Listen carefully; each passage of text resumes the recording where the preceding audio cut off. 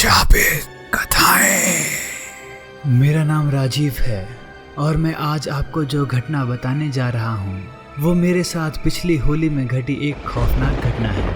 अब इस घटना को पूरे 1 साल हो चुके हैं, पर मैं अभी भी इस घटना को कभी भी याद भी करता हूँ तो मेरे रोंगटे खड़े हो जाते हैं। पर मैं आज आपको अपने दोस्त के कहने पर सारी घटना बताने जा रहा हूँ।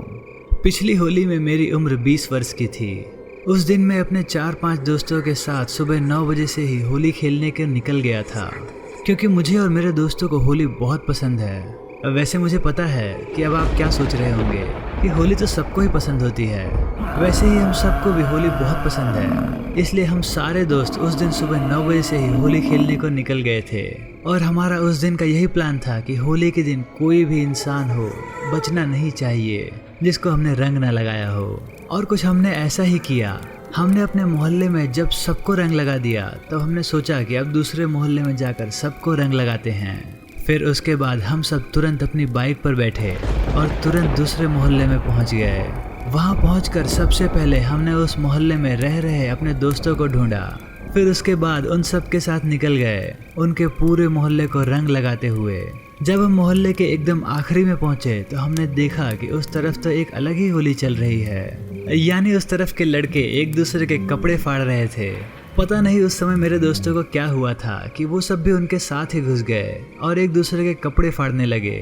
पर मैं दूर से ही खड़े खड़े उन सबको देख रहा था, क्योंकि मुझे अपने कपड़े नहीं फड़वाने थे, क्योंकि मैं दूसरे मोहल्ले में आ रहा था और मुझे यहाँ से फटे हुए कपड़ों में जाने में बहुत शर्म आती। इसलिए मैं दूर से खड़े हुए सबको देख रहा था। पर जब उन सब ने एक दूसरे के सारे कपड़े फाड़ दिए तभी उनमें से एक की नज़र मेरे ऊपर पड़ी तो उसने सबको तुरंत बता दिया। फिर उसके बाद वो सब मेरी तरफ आने लगे, पर मैंने भी सोच लिया था कि मैं अपने कपड़े तो नहीं फड़वाऊंगा, इसलिए मैं सीधा अपने पीछे जो खंडर था उसकी तरफ भागने लगा। पर तभी वो सब मुझे पीछे रोकने के लिए आवाज़ लगाने लगे, पर मुझे लगा वो सब मेरे कपड़े फाड़ने के लिए मुझे रोक रहे होंगे। इसलिए फिर उसके बाद मैं सीधा उस 3 मंजिल के खंडर की छत की तरफ भागने लगा। और जब मैं उस खंडर की छत पर पहुंचा तो मैंने देखा कि उस खंडर की छत की दूसरी ओर कोई सफ़ेद कपड़े पहने बैठा हुआ था। उसको देखकर मैं यही सोच रहा था कि ये कौन है जो 11 बजे तक एकदम साफ सुथरा बैठा हुआ है। इसलिए मैंने उसे पीछे से ही आवाज़ लगाई और कहा, अरे कौन हो भाई जो होली के दिन भी एकदम साफ सुथरे बैठे हुए हो। मेरे इतनी ज़ोर से बोलने के बाद भी जब वो आदमी पीछे नहीं मुड़ा तो मुझे काफ़ी अजीब लग रहा था। मैंने भी होली पर कसम खाई थी कि आज तो सबको रंग लगाना है, पर मेरे पास उस समय रंग खत्म हो गया था। इसलिए मैंने उस खंडर की छत से नीचे झांक कर देखा तो वो सभी अभी भी वहीं पर खड़े हुए थे। फिर उसके बाद मैंने जैसे आगे की तरफ फिर से देखा तो वो जो लड़का छत पर दूसरी तरफ बैठा हुआ था वो अब सीढ़ियों के पास खड़ा हुआ था, पर उसका मुंह अभी भी दूसरी तरफ ही था। इसलिए मैंने उसे एक बार फिर से आवाज़ लगाई, ओ भाई जरा सुन तो। मेरे इतना बोलने के बाद इस बार वो जैसे ही पीछे मुड़ा तो मैंने देखा तो वो विवेक था। फिर उसके बाद मैंने उससे कहा, हाँ भाई कहाँ, आज तो चुपचाप क्यों बैठा है, जरा इधर तो आ। मेरे इतना बोलने के बाद विवेक मेरी तरफ आ ही रहा था। तभी मैंने तुरंत छत के नीचे की तरफ देखा और ज़ोर से आवाज़ लगाई और कहा, ओए जल्दी ऊपर आओ, विवेक कालू ऊपर है और उसने अभी भी रंग नहीं लगाया है।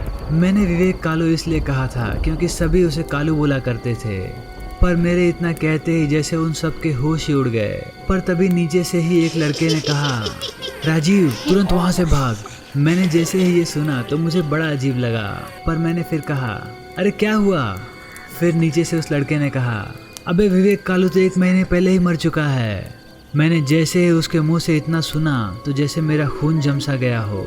फिर भी मैं डरते हुए जैसे पीछे मुड़ा तो मैंने देखा कि अब उस विवेक का चेहरा पूरा भयानक और सफ़ेद हो गया था। मैं उसे डरे डरे ही देखे जा रहा था।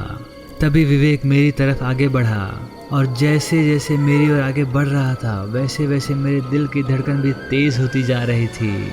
फिर उसके बाद वो मेरे एकदम सामने आकर खड़ा हो गया और मुझे घूरने लगा और मैं भी उसे डरे डरे देखती जा रहा था। पर उस समय मेरे दिल की धड़कन इतनी तेज़ हो गई थी कि मुझे उस समय चक्कर से आने लगे थे और देखते ही देखते मेरी आंखों के आगे अंधेरा सा हो गया था।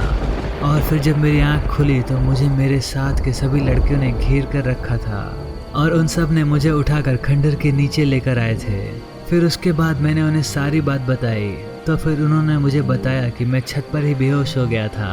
शायद मैं विवेक को देखकर इतना डर गया था कि मैं वहीं बेहोश हो गया था।